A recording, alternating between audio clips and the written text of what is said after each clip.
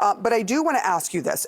Are you satisfied in any way with the communication that you've been getting from either state officials or federal officials like the EPA?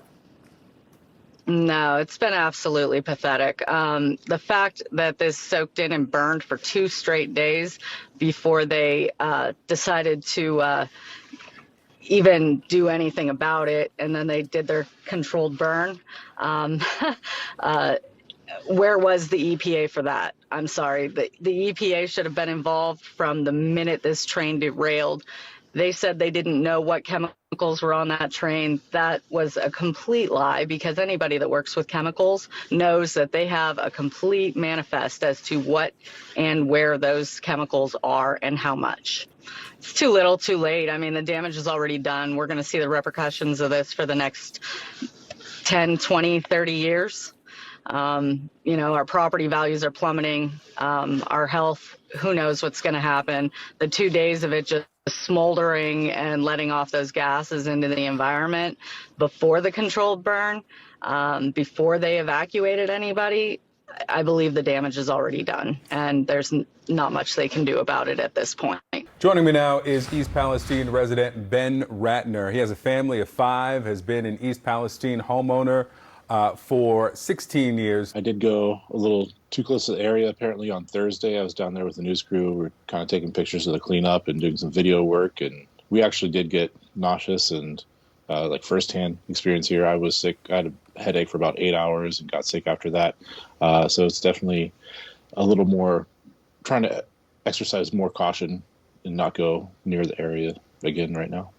The railroad company really just controlled the narrative early on and took advantage of all the organizations involved that's supposed to be helping us get it cleaned up.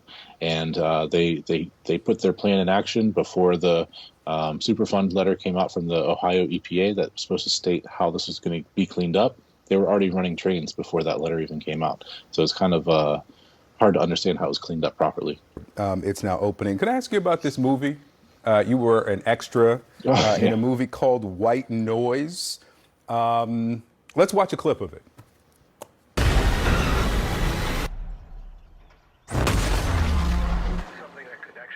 Let's watch a sitcom or something. No!